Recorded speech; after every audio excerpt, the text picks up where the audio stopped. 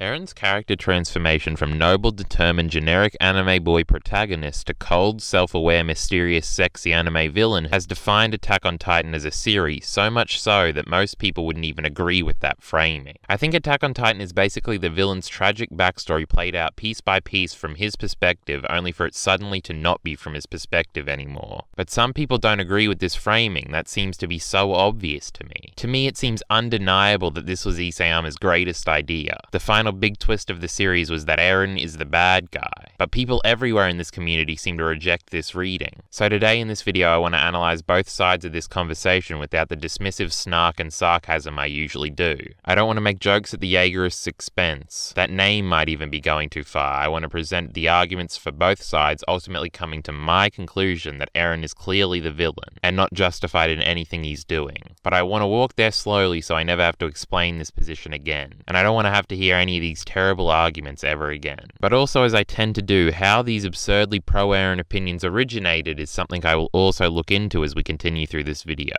Sit back, this is sure to be a spicy affair. The ultimate argumentative showdown between the Jaegerists and the anti-Jaegerists is here. So how did this all start? Eren was the protagonist of our series from the beginning, and along the road until after the Battle of Shinganshina, he was the boy who did good. Good was his name, he had done nothing wrong, some might say. But it's true. Up until that point, the main internal conflict with Eren was him dealing with people dying for him constantly, and the emotional weight that comes along with that. It wasn't a morally grey conundrum for the audience. After beating the Malayan shifters in Shinganshina, he and the scouts learn the truth hidden in his house's basement, and he learns that the world is much bigger than he ever believed, as are his problems. But then the moment that forever changed Eren happened when he kissed Historia's hand at the award ceremony following the Battle of Shinganshina, and Eren learned everything, forever changing him in every way. The Eren we see from that point forward is different, and we will come to know why that is. But for now, he is cold and mysterious and unfeeling. When he reaches his stated goals of killing all the Titans and reaching the ocean, when he had his Pirate King or becoming Hokage moment, he is cold and unsatisfied, knowing what is to come, and it spoils the moment. It's disturbing. Instead of celebrating with everyone else, he talks of killing people across the ocean to achieve his nebulous goal of freedom. The Eren that would have salivated in this moment is gone. Then Isayama starves us of Eren for nearly 10 chapters, and when he returns, he doesn't take his role back as protagonist, as other characters take that spotlight instead. He remains mysterious in both his demeanor and actions. He assassinates Willy Taiba after forgiving Reiner, two things the Eren of old would likely never have done. You'd be a fool to call it character development since it happens off screen, but the Eren on the beach is now the Eren everywhere. He's a stranger to us, and that's the point. He's a stranger to everyone. Whatever burden he's carrying in solitude. We see through flashbacks we get of other characters later that this transformation into this cold individual we now see was a slow process. While the 104th are building the railway, Eren talks about how much he values his friends and later flirts with Historia during the Kiyomi meeting, even prioritizing her comfort over a plan to save the world. But now he's unflinching and ruthless and a mass murderer, who tells Armin he's a potential traitor, tells Mikasa that he hates her, and manipulates Zeke into being a pawn in his grand scheme. And now he plans to take everyone's autonomy away and make decisions for them and rumble the world on their behalf, destroying everything for Paradis and its people, because he sees it as the only path to survival for him and the people of the island that raised him. He's taking drastic, understandable, and deeply wrong actions to achieve his goal. Maybe he has an ulterior motive that reveals him to have manipulated everyone in a big Itachi ending, but that's not what people are arguing about. There's two sides to this argument in the community: people who support Eren in his attack against the rest of the world, and people who denounce him and advocate for the characters fighting against him. And this is the battle that we are here to oversee today. The two different conclusions drawn from the events I just described. So how do Jaegerists and Eren supporters justify all of this? Well, their main point seems to be that Eren had no other choice, that he tried to fight for every other possibility. He listened to Zeke's plan to buy the island 50 years to catch up technologically and then come to the geopolitical table of the world. He journeyed to Mali with the scouts in hopes of finding an answer, only to find officials in Mali doubling down on their hatred of Paradisians explicitly and lightening up on non-Paradisian Eldians in their propaganda. He actively tried to stop Historia from taking on the burden of an unwanted pregnancy, but now she's pregnant, meaning that he couldn't find a solution outside of Historia being pregnant to buy some time. And most importantly for the Jaegerists, Eren isn't doing this out of hatred for the Malayans. He's only doing it because it's practical. In his conversation with Reiner and Liberio, he forgave him and told Reiner that he didn't blame him for what happened in Shinganshina anymore, because he understands that Reiner only thought that he was saving the world. Eren seems to be over the death of his mother from a logical standpoint, maybe not an emotional one, but his mother's death doesn't seem to be motivating his current actions. But he's still come to this rumbling conclusion, because he views it as the only practical option to save Paradis. But this is nothing new. Just about every villain ever thought that his way was the only way and that they had tried every option, only for our heroes to find another, more moral way in the climax of the story. The big difference here is, instead of in the case of Thanos, where he's only ever been positioned as a villain and is retroactively made sympathetic and understandable, Eren was our protagonist for more than half of this series. We saw every step of the journey of this villain's tragic backstory, because it is of utmost importance for the theme that both sides be sympathetic and understandable. Attack on Titan has never been black and white. Everyone has done terrible things and made mistakes, but some characters come out at the other end at the immoral decision and some arrive at the moral one, and I don't think we need to demonstrate again that Gabi and Eren work in parallel, as Eren is the protagonist that became the villain, and Gabi was the villain that became the protagonist. That's why Isayama had to have Gabi kill Sasha, or at least one character that the Paradisians and the audience cared about. So she isn't a Mary Sue. So she has made mistakes in the past and just doesn't come out of nowhere with all the answers in her big final series concluding speech. We have seen her slowly end the cycle of hatred inside herself that can now be reflected on the audience and the wider world of Attack on Titan. The point is that the Jaegerists aren't necessarily wrong. Eren's decision is supposed to be understandable with the information we had 5 or 10 chapters ago. That's the entire point. Only for him to be convinced of the wrongs in his actions come the end of the series, or at least be used as a tool of disappointment to the audience to demonstrate what not to be like. But this hasn't worked on some sections of the fan base. Most people have the maturity to identify what is being done here and understand the theme being communicated. But these Jaegerists are willing to argue the Eren is in the right point into the ground. So let's go through the many counter-arguments there are against the Jaegerists' talking points and then look at the motivations behind these Jaegerists and where this subsect of the Attack on Titan community came from.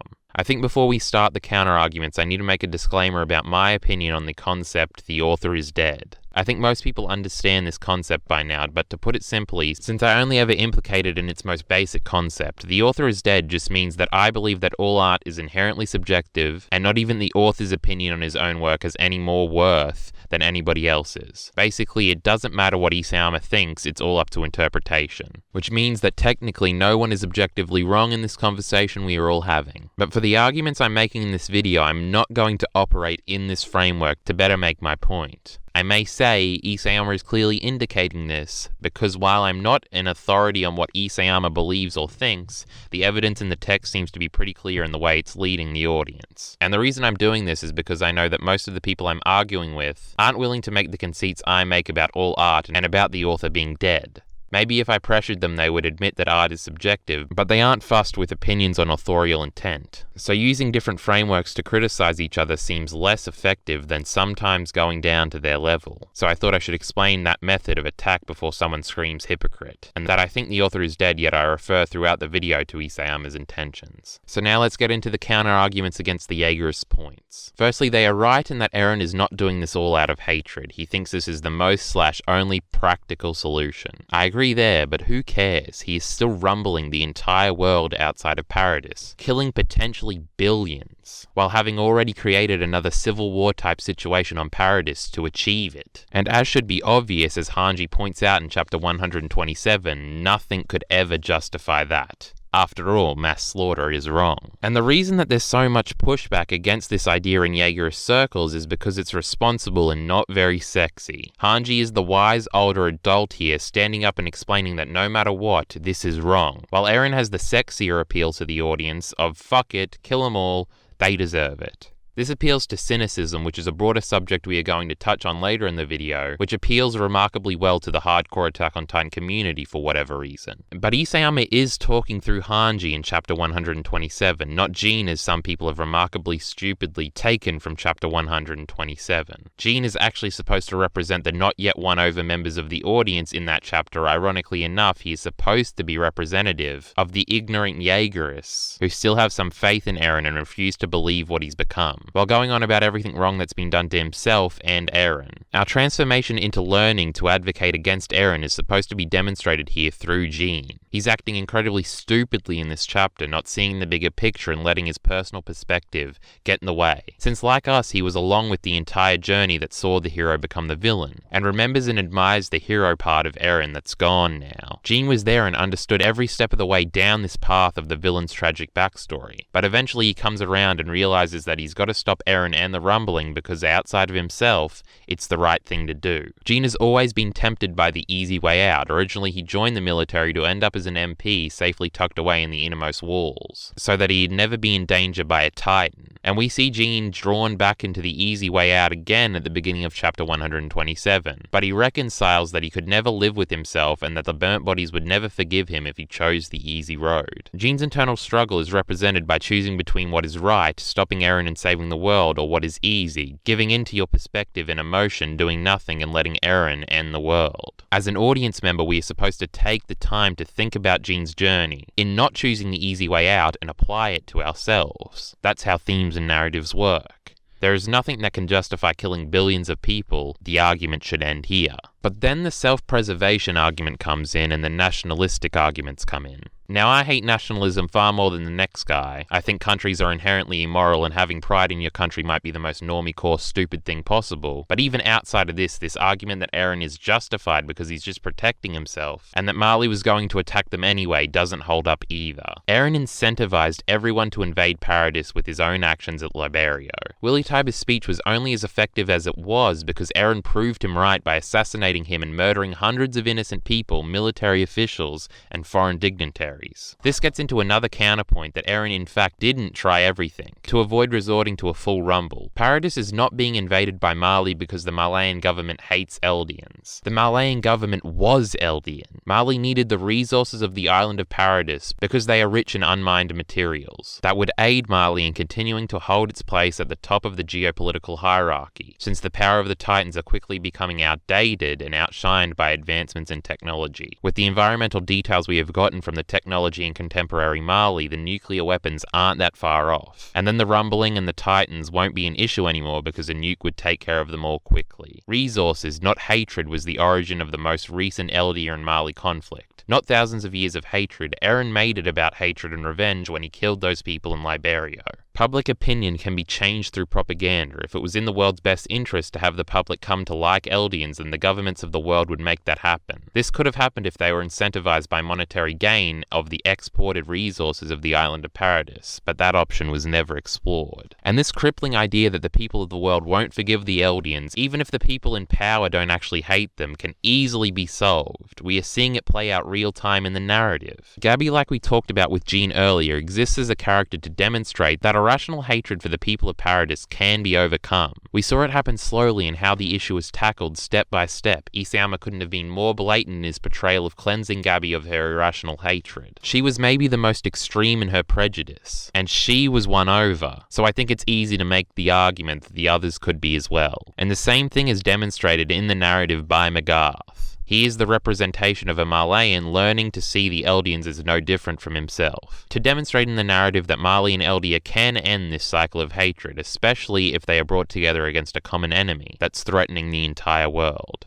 Isayama has laid it out all for you painfully obviously, yet the Jaegerists seem to continually ignore this. For Eren, the most obvious theme of New Era Attack on Titan post-Chapter 90 has clearly been ending the cycle of hatred. Obviously Marley and Eldia will make peace by the end of the series, so saying that it's impossible and unrealistic for them to come together when the stakes couldn't be any higher for them to put aside their differences, and Isayama has made it obvious how it's done, is moronic to me, and it's alarming how much that talking point is mindlessly repeated. Paradis had other options as well. We've already gone over how they could have used selling their resources and their supernatural ice burst to the world as a way to join the world economy, which would have been more beneficial to the world than any war. In fact, the monetary incentive is the actual reason Paradis has its only ally in this whole thing in Kiyomi. She's only interested in money and use Mikasa as a convenient excuse/motive. People will take risks for monetary gain, and this monetary coexistence would have been preferable again to the rumbling. Even Zeke's euthanasia plan would have been preferable to Eren's rumbling plan at this point. In Zeke's plan, no one has to die, and Eldians only have to sacrifice reproduction, which is preferable, I'd think, to billions being slaughtered. Also, the idea of threatening the world and buying time to catch up to technology, using the beasts and founding titans works better than the rumbling. Eren didn't try everything, he gave up and chose the easy nuclear option of getting them before they get us. But these are not the first time I put forth most of these arguments, it's just the best and most structured time I have. So, what are some of the counter arguments I've gotten about these points and why are they so easily defeatable? Let's start with the discussion around this particular scene from early on in the manga where Pixis and Eren discuss if bringing everyone together against a common enemy truly unifies people. Both of these characters at this point in the story come to the conclusion that it is a stupid idea and whoever thinks peace can be achieved through an outside threat doesn't know much about humanity. People cite this, and the conclusion Pixis and Eren draw here, as an example of Isayama pulling a Kishimoto and betraying his own theme, since what's happening currently in Attack on Titan is exactly that. Everyone is coalescing to defeat Eren, and the presumed ending is they defeat the cycle of hatred by struggling and bonding with each other while taking on this monumental threat. But of course, I disagree that Isayama is betraying his own theme here. I think Isayama is portraying Eren and Pixis as idiots in this scene retroactively, because both of these characters at this point know nothing. Why should we take their conclusion with any authority considering how little they knew at the time? I think this is an intentional device from Isayama to portray how stupid we were to believe certain things at that time, because just about everything Pixis and Eren thought they understood in that conversation has since drastically changed in context or was just false. They talk about winning humanity's first victory against the Titans in that conversation, which is in fact not what any of that was. The difference in opinion here is supposed to show how much Eren has grown.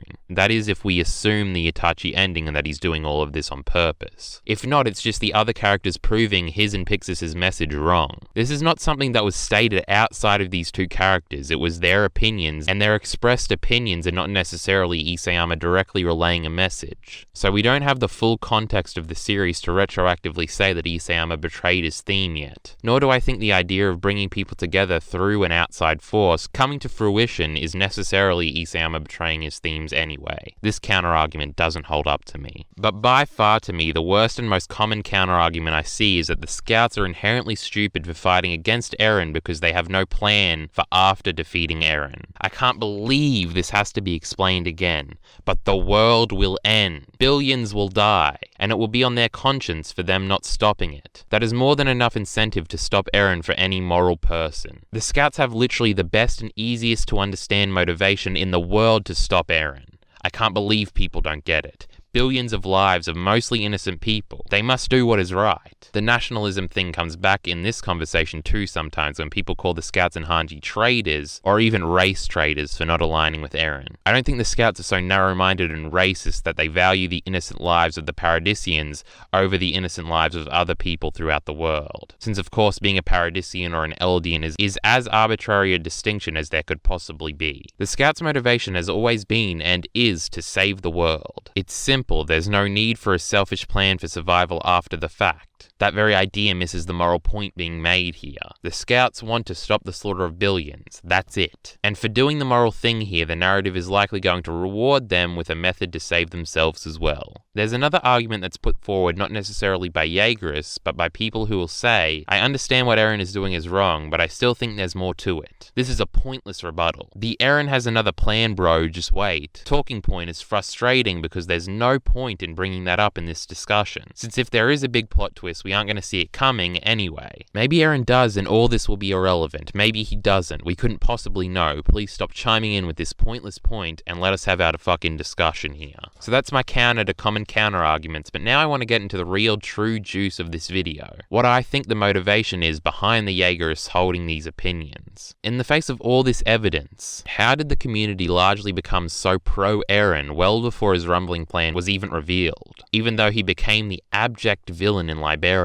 And why do all these people seem married to this cynical mindset? But first, to understand this, we need to understand how these points are usually argued, and how I think they are usually presented in bad faith. This idea of arguing in bad faith was something I explained in my Gabby and Eren parallel video, where I did this similar section of this video and that video, where I analysed the people arguing these anti-Gabby positions back when that was the topic of the day. In that video I stated that people would use these bad excuses to justify their mindless hate for Gabby, where instead of just admitting that Gabby killed Sasha and they never got over it, and got invested in hating Gabby as an identity in the community, they attacked everything Isayama was doing with Gabby as a character as a cover, when they didn't actually mean it. They'd say that Isayama was forcing a message when Gabby started changing as a character, and was evidently becoming a role model-like figure that Isayama was using to demonstrate, as we went over earlier in the video, how a villain can overcome their hatred and become a hero. People would throw rushed out as a reason that they didn't like Gabby content, as they seem to do whenever they mindlessly don't like something. They'd use the terrible and ignorant realism excuse, among other weak arguments. The people saying these things don't actually believe these things, not really, they are just defaulting to easy criticism because they dislike any indication that Isayama is morally condemning Eren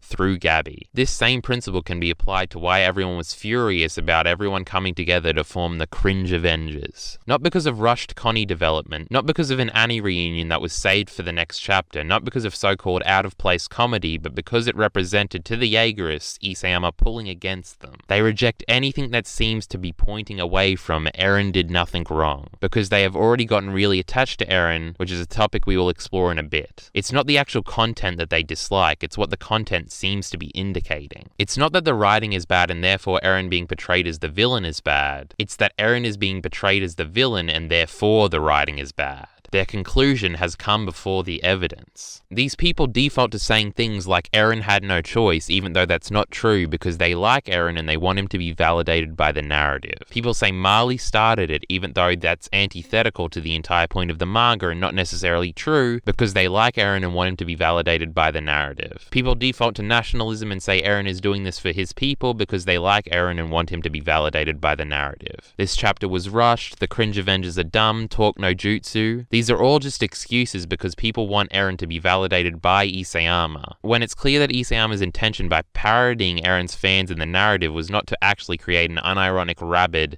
illogical Jaegerist fanbase in real life, who miss the obvious sign that these people are not to be idolized. Now, not everyone saying these things is acting in bad faith. Some people might think certain things are rushed or that Eren had no choice without secretly not caring and hiding their power level, and just wanting Eren to win. But it is a dog whistle to those in the know, and this devotion to Eren is just unfounded in the narrative. So why does it exist? I think part of the reason people, especially in the hardcore Attack on Titan community, the people on Reddit and Twitter and YouTube, I think the reason these people like him is that his plan is the cynical choice, and the community's draw to this cynicism might be the most alarming and antithetical aspect of this community. For some reason, these people seem to think a happy ending in any way that does not include their precious red-pilled Eren boy winning could be satisfying. But I don't know what false impression they are under. The good guys have always won in Attack on Titan. Why would this time be any different? The scouts have always won, think about it. Somehow Isayama convinced everyone that all the heroes did was lose,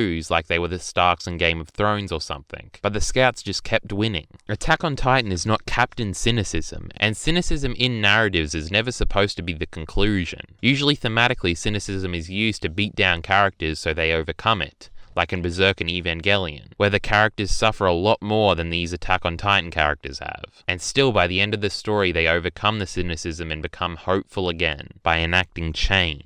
Attack on Titan has done this throughout its run as well. So it wouldn't be this sudden departure and betrayal of Attack on Titan for the heroes to suddenly win and fix their problems. That's all Attack on Titan is. A talk no jutsu ending is not a bad thing, it's how every story ends. So I don't want to hear complaining when Gabby gives her speech. Every story is going back to the saying, the pen is mightier than the sword, since stories are the pen in that analogy. A universal theme of life seems to be that if people properly communicated, they could get through all of their issues. So of course this is going to be communicated through Attack on Titan and everyone coming together against Eren. That under the right circumstances, everyone can get along, because that is realistic. So when I see people cynically dismissing Armin's idealistic stance on wanting to try and talk to Eren, it's frustratingly stupid that for some reason Attack on Titan is is this bastion of cynicism for a lot of people, which is completely unfounded. Why do you want your lazy cynicism about the world to be validated by Attack on Titan? Isayama grinded, he got his success. Do you think he shares the worldview of some cynical Reddit idiots who have never achieved anything? I don't think so.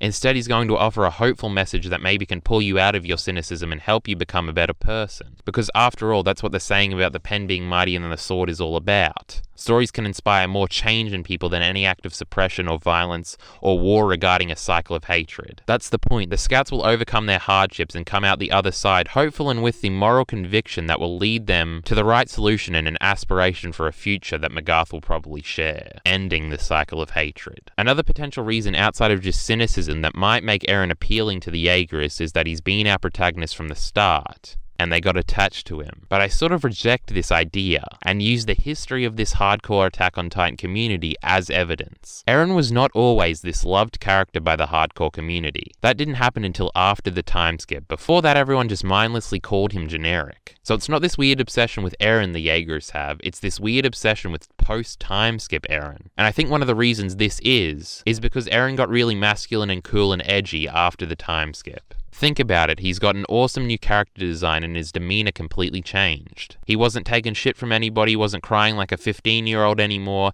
and finally was taking charge. He also was no longer needed to carry the narrative as the sole protagonist anymore. He was allowed to be mysterious. But the Cowboy Bebop-esque weight that was inherent in Eren now, we respected him for, in the same way we respected Reiner. They've both gone through a lot of turmoil in their lives, and that helps Eren's new masculine aesthetic. But I think the masculinity element plays particularly well with a certain demographic, and I think you know the demographic I'm talking about. I see this same issue in other discussion communities I inhabit, especially with Mad Men and The Sopranos, where people will constantly misinterpret what is being portrayed by these shows and actually think that Tony Soprano and Don Draper are being presented as cool, masculine, role model type guys, missing the point entirely. People still somehow think that Tony Soprano is an inherently hypocritical at every turn, and people still want to be the peak masculine representation that Don Draper is supposed to be, even though the whole point with Don Draper is that it's fake. The character we know as Don Draper isn't even actually Don Draper. His real name is the much less cool sounding Dick Whitman, and the Don Draper character he created is a masculine representation that nobody, not even he, could fulfill. That type of masculinity is unhealthy and fake, and something no one can live up to. That's the point of these shows, yet people still think they are these idols of masculinity, when all the show does in the subtext is attack masculinity as a concept. This is somewhat what's being done here with Eren. The surface level cool badass things that Eren does, that these people seem to latch onto as virtuous traits, are supposed to be Isayama attacking this type of masculinity,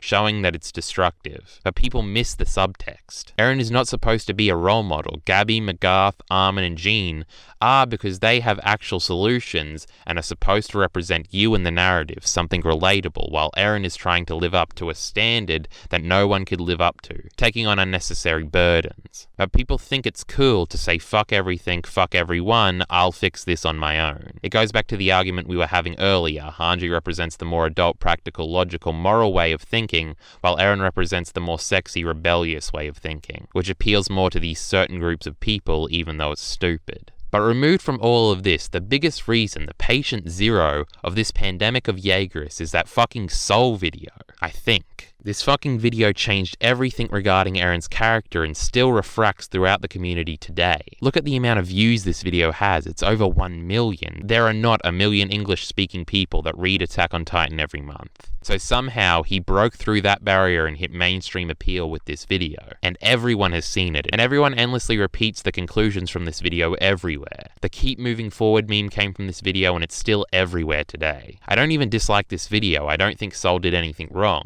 But I do think this video is what made so many people Eren fans. I know it made me an Eren fan originally. This video came out around the time chapter 103 of Attack on Titan came out, which is the very beginning of the battle in Liberio. The cool new Eren barely existed at this point. But this is where the community collectively shifted from thinking Eren was an unremarkable generic shonen protagonist to the best written character in Attack on Titan. And most of the praise comes from the talking points brought up in this video. Another one of Soul's videos is basically him making the point that Reiner and Eren were the best characters in Attack on Titan, and that is almost accepted as fact in the Attack on Titan community now. He seems to have this effect on people. Everyone just seems to repeat what Sol says endlessly like he's some sort of prophet. And I think this is where the love of Eren overall started, and it led people to want to cheer for him, because this video made the case for Eren being a well-written character when that opinion hadn't been laid out blatantly for most people in the same fashion this video does up until that point. Now that everyone could see how it all flowed together, they understood and acquiesced and started loving Eren. That led some of them down the path to become the flag-waving Jaegerists we know today. At this point, I would have said that the character writing in Attack on Titan was poor. This video changed the way a lot of people thought about the series, and one of the side effects of this video seems to have been the creation of a bunch of die-hard Eren fanboys, when through the events of the manga at that time, Isayama was trying to do the exact opposite. And I think it was this mixture of his new cool, edgy character design, the Sol video changing the conversation, and Eren's overall appealing,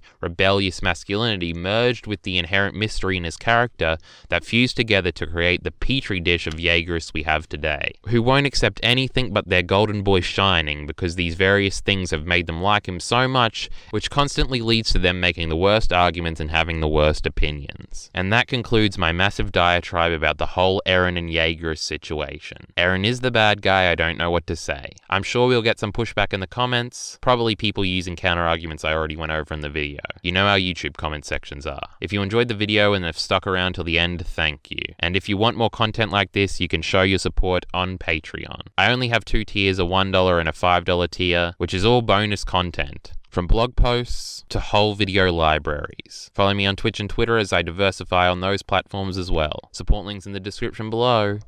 Thanks.